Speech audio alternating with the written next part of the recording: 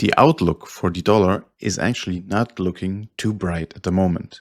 So the question is, could we be facing a major wave of inflation, causing it to lose value against other currencies such as the euro? And is this perhaps even intentional? That's what we'll try to find out in this video.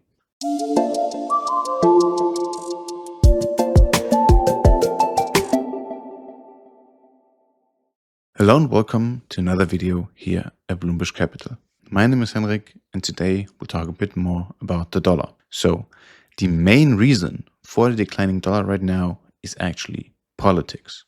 Trump's actions and plans are steering the dollar towards a cliff. But could this actually be intentional? A calculated move by Scott Bessent, the new Secretary of the Treasury? Because, for instance, we've actually seen massive amounts of gold brought into the US since Trump's presidency began. And we're talking about hundreds and hundreds of tons here. So, might this be a hedge against the planned inflation? I mean, after all, one of Trump's main stated goals is to strengthen the American industry and reduce the trade deficit. A weaker dollar would be a powerful tool to achieve that, because we saw something very similar in 1985 with the Plaza Accords. Back then, the goal was also to deliberately weaken the dollar, especially against the German mark and the Japanese yen. And it worked out quite well for the economy, at least. Sure, there were some internal issues due to the high inflation, but the trade deficit shrank and industry and exports were strengthened. Now, the current administration may have a similar goal. But what exactly are the forces pushing the dollar down at the moment? So, for one, we have the prolonged back and forth of the trade war, which initially caused significant weakness in the dollar. And now, even though the trade war is essentially on hold, there's really not been a resolution so far, and everything remains uncertain. So that's a major source of instability. And if you pack onto that a growing political unrest and domestic turmoil, that may deter some investors from putting their money into the US. And also, Trump has repeatedly attacked the Fed chairman Jerome Powell. And there's been considerable pressure to push for interest rate cuts. And in the current environment, a rate cut would almost certainly lead to a lot of inflation. Now, another factor might be a weakening US economy, which would also be a bad sign for the dollar. And the OECD has already downgraded its US growth forecast to 1.6% for 2025 and 1.5% for 2026. And it might even fall further.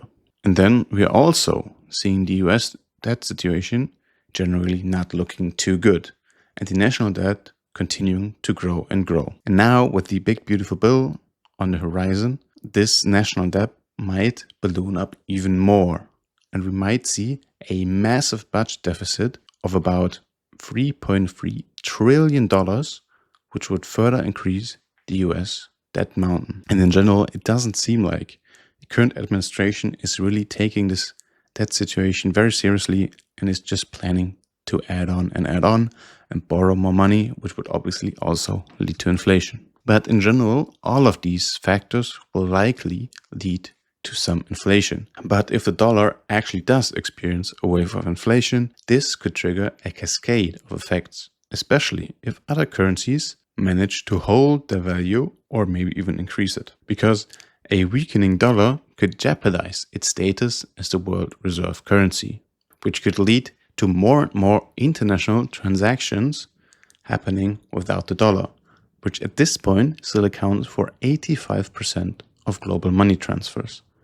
Now, without that, demand would drop sharply, fueling more inflation. And if other currencies remain more stable or gain value, as already said, many investors, and it doesn't matter if we're talking private, corporate, or maybe even institutional, many might shift their dollar holdings into other currencies. And currently, about 60% of global foreign exchange reserves are still held in dollars. But if it keeps falling, this might change. So, all in all, it seems pretty likely that a wave of inflation might be coming for the dollar. And if Trump's administration also then ties the Fed's hands in preventing it from raising the interest rates higher to combat said inflation, the situation could spiral even further. But let's take a quick look at the chart here and see how this could play out for the dollar. So here we see the dollar chart over the past couple of decades. And one important thing to note here is this year here, which is 1985, as I've already mentioned, which was the Plaza Accords. And here we saw a massive inflation hitting, decreasing the value of the dollar.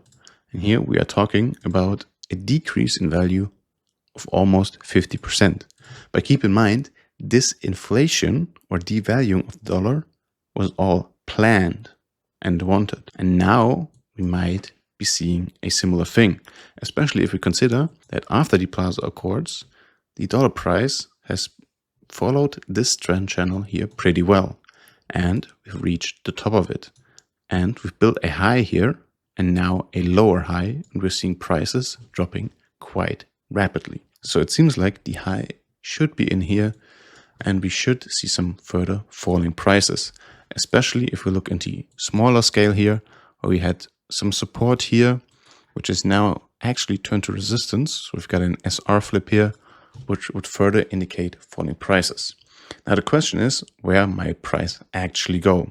One thing we can definitely look at here is the middle of the price channel, where price should actually go relatively soon, which from this point on should be like a decrease of about 10%. And from there, it actually kind of depends on sort of what the goals of the current administration actually are.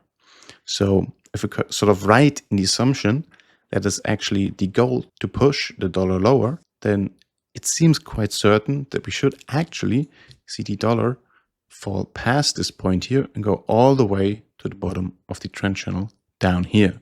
So that would mean a pretty significant decrease in the dollar's value. But even if that's not really the case, and the US starts to do countermeasures as the price of the dollar is decreasing, then we might not get a fall all the way down here, but nevertheless, we certainly should see a further decline from this point, which is almost impossible to stop at this point. So if you do hold significant dollar positions, you might want to transfer these into other currencies, maybe even assets like gold, especially if you live outside of the US. And with that, you also have to keep in mind that if you're using a broker, for example, that stores your money in dollars, you will also be hit even if you live outside of the US. So be aware of where you're holding large dollar positions and maybe hedge yourself against the potential inflation, which is very likely to come. And with that, I hope you found this video informative and helpful. We would appreciate a like and a subscription. And with that, I wish you a good week. And until next time, here at Bloomberg Capital.